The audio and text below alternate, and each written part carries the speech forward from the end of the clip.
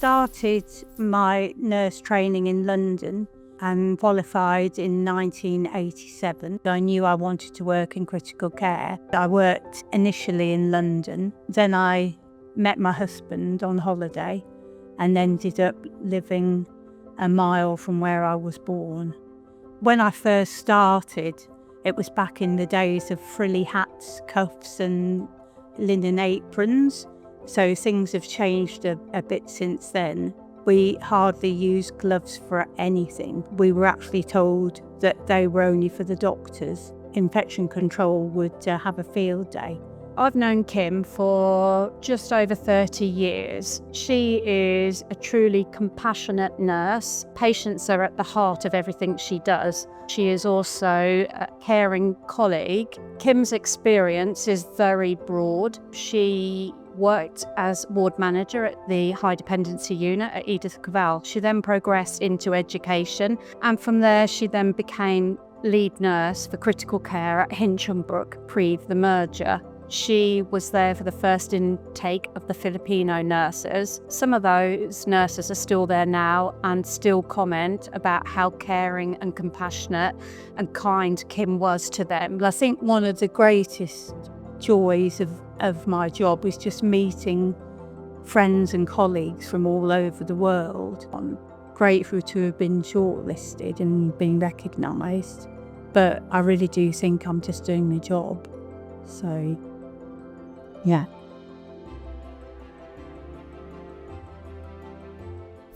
I've been in radiotherapy since 1980, so it's 46 years. I've been qualified for 43, and I fell into radiotherapy. It wasn't my first choice career, so I think it's been my niche and my passion from the very first day that went in the library and got a textbook out and read about what radiotherapy was and what it could do for patients. So my mum was quite shocked. She was like, why are you going into physics? You're not technical, you're very clumsy. And then it was also, why do you want to work with? Because you weren't allowed to say that word at the time. It was very taboo to mention it. I think her work has been truly outstanding over the years. She has always been an advocate for her team as a therapy radiographer and for radiotherapy in general, but not just on a local level, on a national and an international level as well, and push for better treatments and more innovative treatments for our patients. Her work on image-guided radiotherapy and surface-guided radiotherapy has made treatments more accurate for our patients, so we can be more certain that we are treating the tumour correctly and minimising the dose to all the organs around the tumour that we don't want to treat. I'm really proud to work here and do what I can do. So the little bits that I can do mean a difference and make a difference to Peterborough as a population. I'm in this job for my patients, for my staff, not for me. So to get this sort of recognition and to be nominated is absolutely fantastic.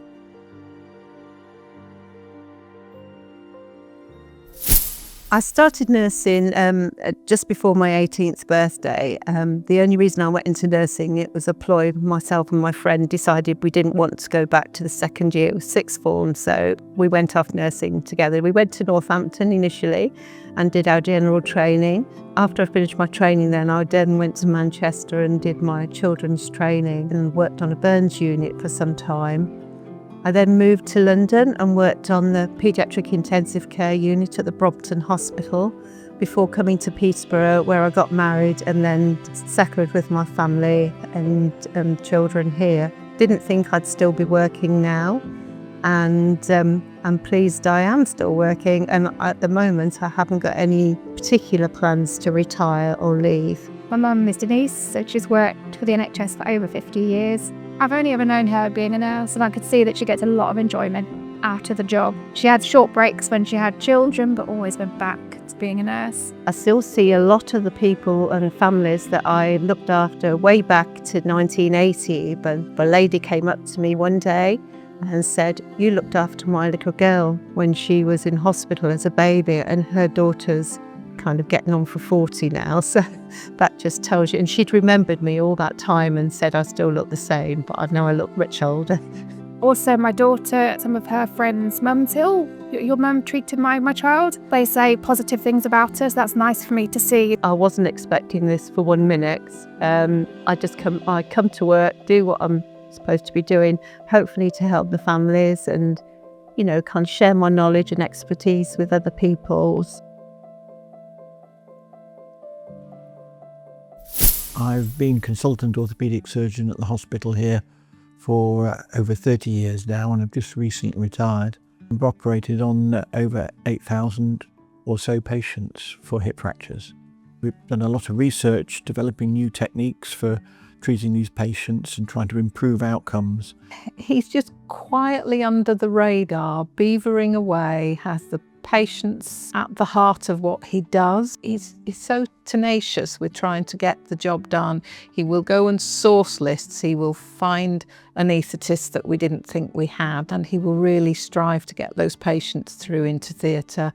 We never used to operate on patients with hip fractures. We used to keep them on what we call a bulk and beam. Him coming to Peterborough changed everything. Well, as part of my work here, I was involved in many projects, and one of the most exciting ones for me was trying to improve the implants that we use for fixing hip fracture. We helped design a new screw, so it was designed to give a slightly more secure and stronger fixation for these fractures, enabling them to heal a bit quicker and better, which is now marketed around the world.